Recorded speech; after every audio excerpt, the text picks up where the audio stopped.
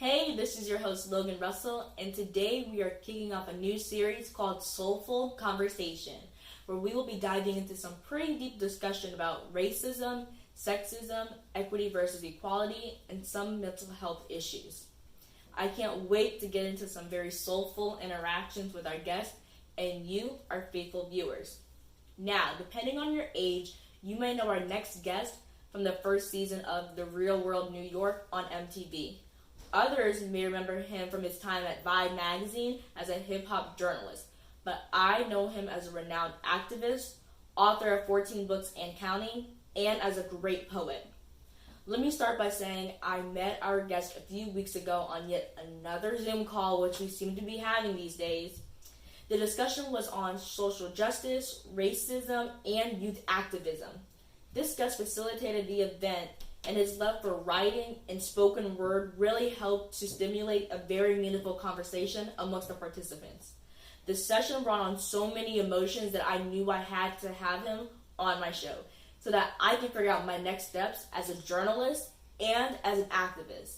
But without further ado, I'd like to introduce Kevin Powell to the show. So Kevin, I am so glad that you've agreed to join us today. Thank you. So I am so excited to build on the discussion that we had a few weeks ago, the very first time that we met. And for the first time on our show, we have a few viewers who have sent in questions that they would love to ask you.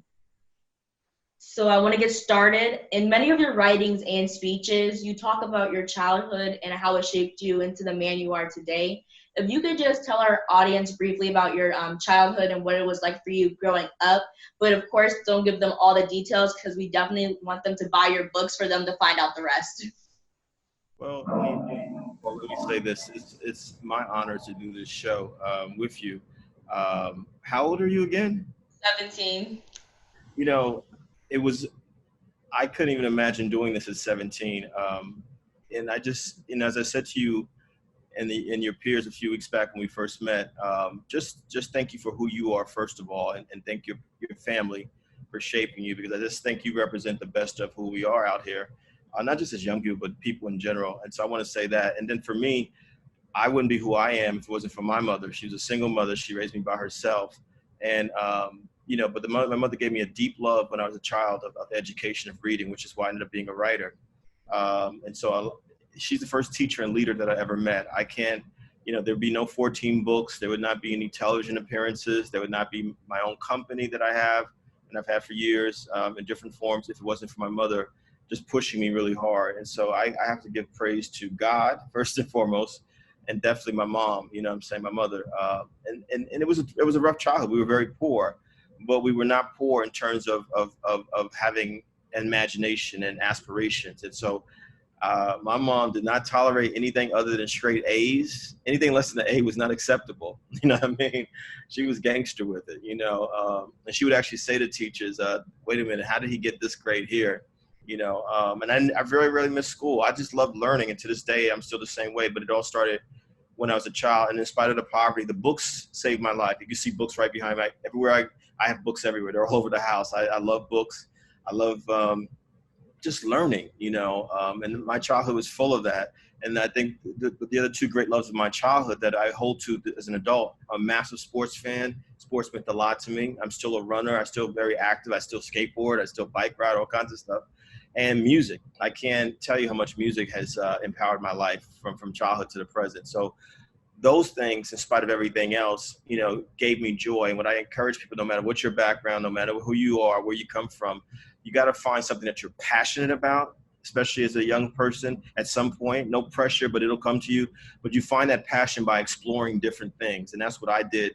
And so I settled on, I'm going to be a writer. I'm going to be a journalist like you are. That's how it happened. Yeah, exactly. And speaking about books, what event in your life made you become interested in books and becoming an author? Oh my gosh. Great questions. It was in high school, when I graduated from high school, I actually won the math award because I love math. And my yearbook picture actually says I wanted to be an accountant. But I also won a special English award because my senior year when I was 17, when I was your age, I had an English teacher named Mrs. Lillian Williams, may she rest in peace, Lillian Williams, and she pushed me. She said, I want you to enter a citywide essay contest. And I'll never forget, the title was A Strong Nation Needs Strong Schools. And I actually won the contest. And so, I didn't know until that point that I could actually be a writer. I loved reading. I was writing stuff to myself as a teenager. I was like one of those very socially awkward teenagers. I was not, it's funny, I think I was not Mr. Popular, not even close to it, but I loved reading. I loved Shakespeare. I loved Edgar Allan Poe. I loved all of that. But when I got to college, I took a Black literature class and I saw, oh my God, Zora Neale Hurston, Langston Hughes, you start hearing about Alice Walker, Toni Morris, and people like that, Richard Wright.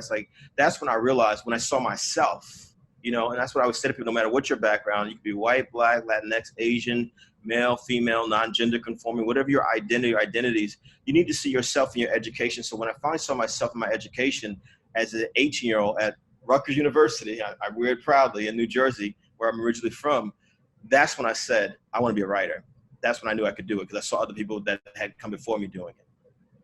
You also talked about how you love music, and I was doing some research, and it says that you love all genres of music. Is music one of your coping mechanisms for everything that goes on in our society today? Oh my God, pandemic, protests, that person in the White House. Yes. I listen to, I'm a lifelong hip hop head. My 15th book is going to be a biography of Tupac Shakur. I met Tupac in 1993. I was there in Vegas when he died in 96. I wrote 4 cover stories about Tupac Shakur, 3 for Quincy Jones's Vibe magazine, 1 for Rolling Stone after he died. So hip hop is deep in my blood. But I also fell in love when I was at Vibe with jazz music. I mean, Nina Simone, Frank Sinatra, Ella Fitzgerald, Sarah Vaughan, Miles, Coltrane. I love classical music. I love rock and roll. I'm a big Beatles fan. I love the Chili Peppers. I love pop music. It could be Madonna. It could be, it could be Bieber. If it's some, it does. Anything that touches my soul. I think music is so important, and even more so than sports. As much as I love sports, there's rivalries, it's like cities and states beef with each other. Like New York people, Yankee fans don't really rock with Boston Red Sox fans, you know what I'm saying?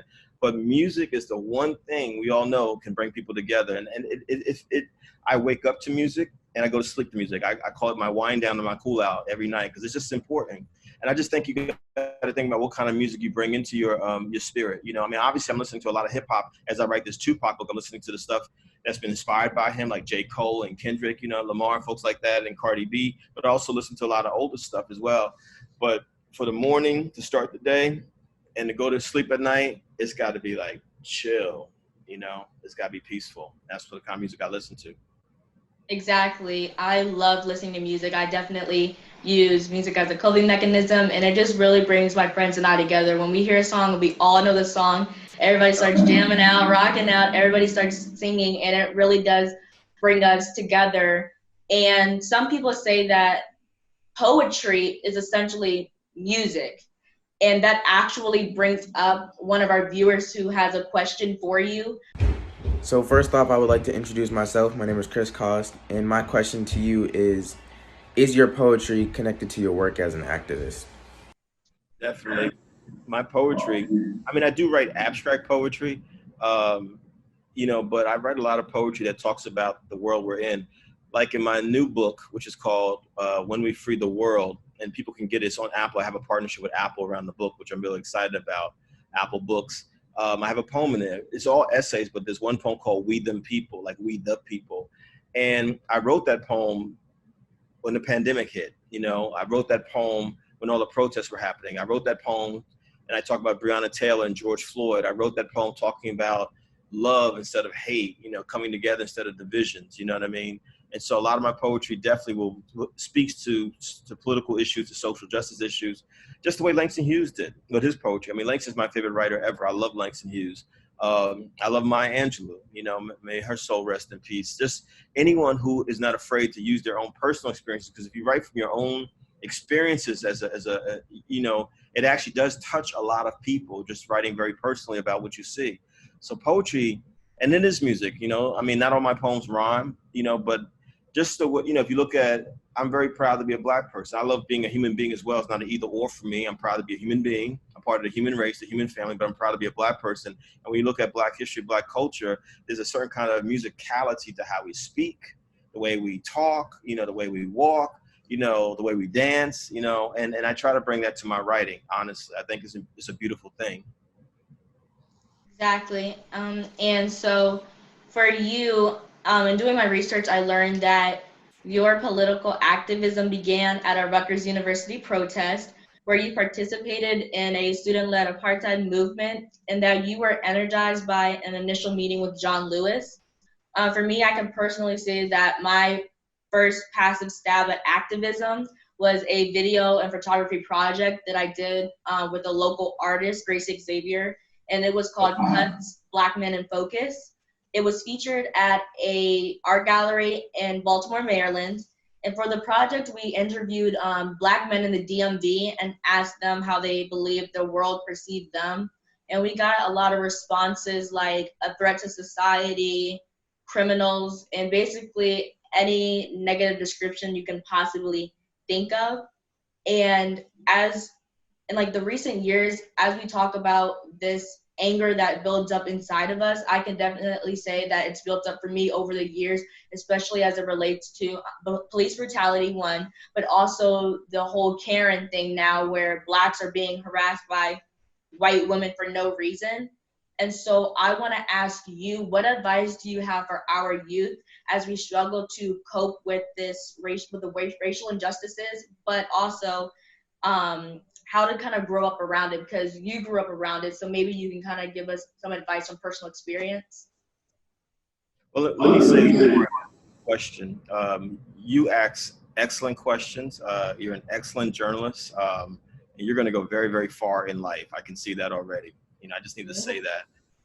I do interviews with all kinds of major media outlets from all over the world, and I'm always blown away when the best questions come from young people like yourself. So I need to say that, Thank you for doing your research and taking what you do very seriously. I see it and I hear it. It's hard.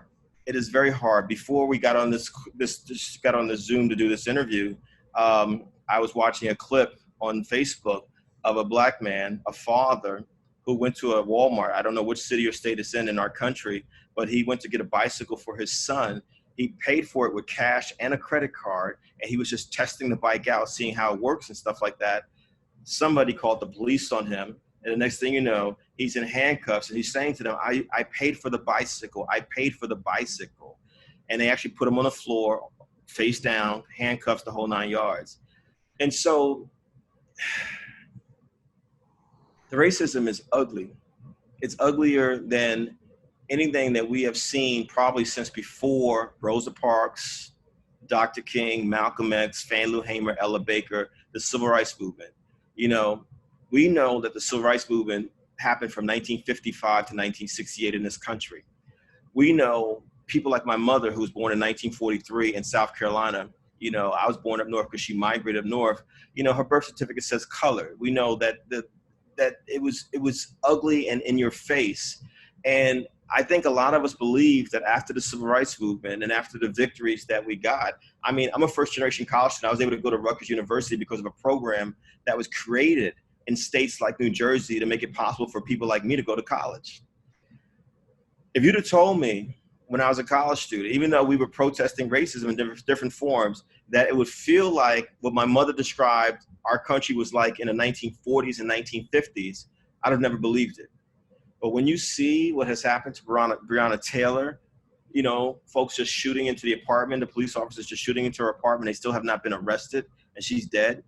When you see that police officers kneeing George Floyd to death for 8 minutes and 46 seconds, as Dave Chappelle said in his recent Netflix special, when you see, all these different things happening, where Black journalists are protesting the racism in the media, where you see people like Michael B. Jordan and Viola Davis protesting the racism in Hollywood, with friends of mine who are in theater in New York City protesting the racism in Broadway, it's like we got to do the work all over again.